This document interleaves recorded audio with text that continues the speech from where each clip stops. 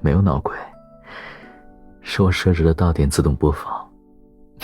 就是没有想到今天的随机歌单会随到这首歌。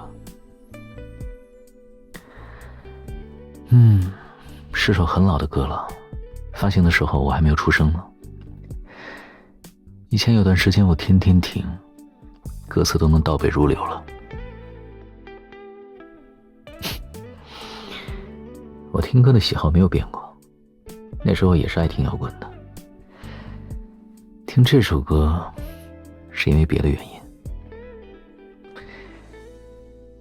还记不记得之前带你去过我以前练车的地方？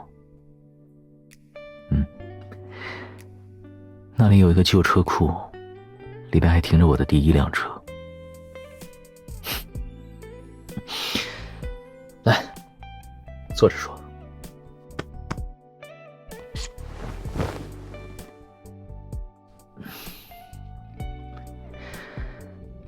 我学修车就是从回收厂把那辆旧车拖回来以后开始的。厉害？没什么厉害的，自学只能学到皮毛，糊弄一下外行，耍耍花架子还行。但我想学的可不止皮毛，而且对车的兴趣也不是突发奇想，更像是一种注定的相遇。那时候我就觉得我会和这种精妙又庞大的钢铁巨兽相伴相生很久，所以我想学真正的技术。小小一怎么也凑过来了？行，听众多了，我就再多讲讲。那时候很多师傅都不收半工半读的学生，我一有空闲就跑去修理厂，坐在人家的墙头往里看，好几次都差点被当成来捣乱的无业游民。不过被误会也没有什么损失，人家来赶我，我就跑；人家不赶，我就在那儿晒上一整个下午的太阳。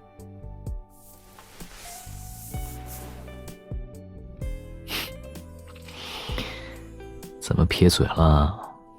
没事的，有树荫，不热。说起这个呢，就是我和老马不打不相识的开始了。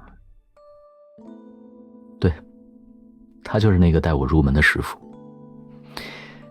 有一次我机缘巧合下帮厂里抓了一个偷配件倒卖的，一开始我还被以为是同伙呢，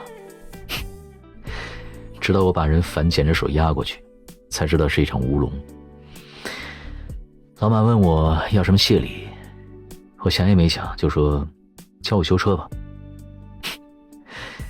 这是我第3次跟他说，他先是笑个不停，后来表情倒是认真很多，问我是不是拿车当玩具了，让我别想了，该上学上学。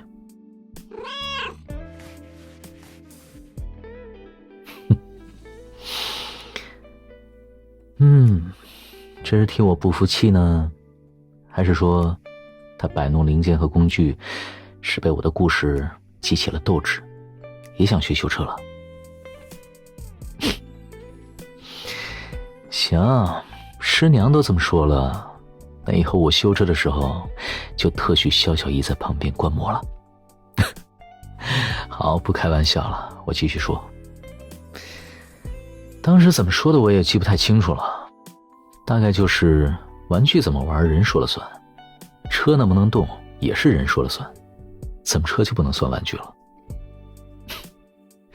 说完以后，老马还要赶我，结果他又笑了，说玩具坏了，小孩躺在地上哭一鼻子就能讨一个新的，你吃不了这行的苦，被刁难的时候多了去了，到时候可别找家里人哭。我说我才不会哭鼻子呢，我要做的事从来没有半途而废的。不信让我试试，我要是叫一声苦，立马滚蛋。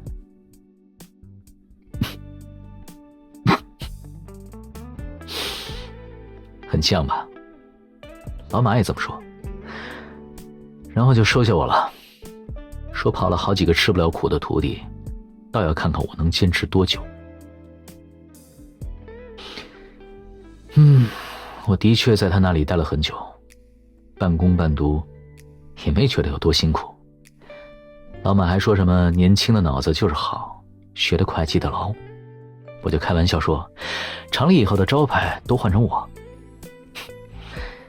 他没笑，摆了摆手，说我不是在这里讨生活的人，以后能顺路回去看他一眼就不错了。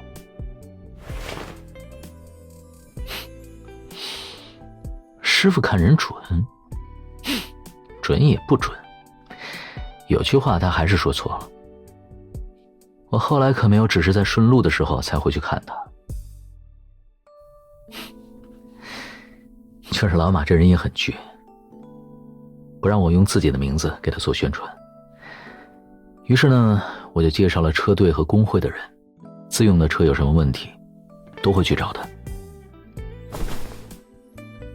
你买了车也要去？哼，这么大一个修车大师就在你面前，你还要找别人？哦，是要卖我个人情，好看看能不能换取一次免费的机会？我什么时候说要收费了？应该说，别人花多少钱我都不帮，我出手本来就免费，不过只帮我自己，还有你。不好意思让我白帮，要想个办法还人情。那我给你支个招，比如这样，就算还了。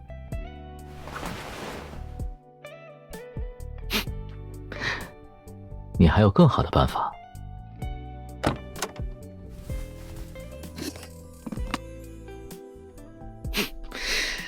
怎么把你的红绳藏储物盒里了？这是要跟我做个约定，是要我每次出门都能安全回来的意思吗？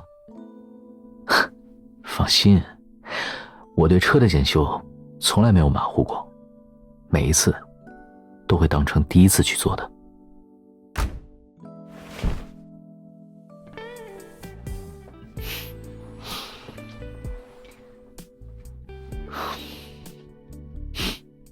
我和其他人不一样吗？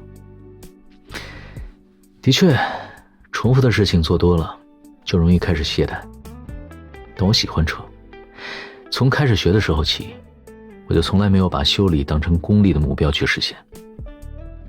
还有一个原因，是我从修理中获得了很多其他的东西。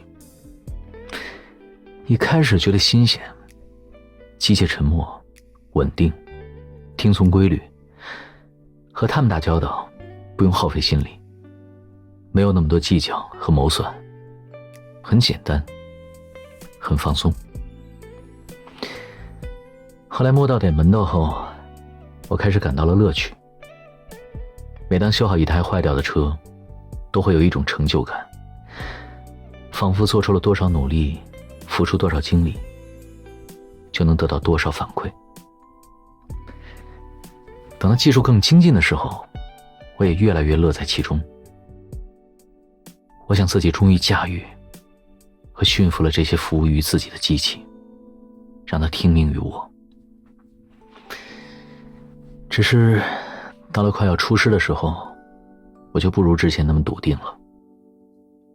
我开始怀疑自己，我真的对车已经了若指掌了吗？那时的我看似已经熟知了车的每一个部件，每一处系统，但我知道我要学的还远远不止这些。造成一台车故障的原因太多了，解决故障的方法也永远没有标准答案。那时的我才明白，想要掌控一个东西太过理想化了。其实不只是车，世界上的大多数事物我都掌控不了。那个时候我已经站上了赛车场，别人都说我是里外通吃的行家，是难得一见可以双管齐下的天才。可只有我自己知道，我只是回到了最初，变回了那个坐在修理厂墙头上的少年。在他的面前，是一个看似熟悉却又充满未知的世界。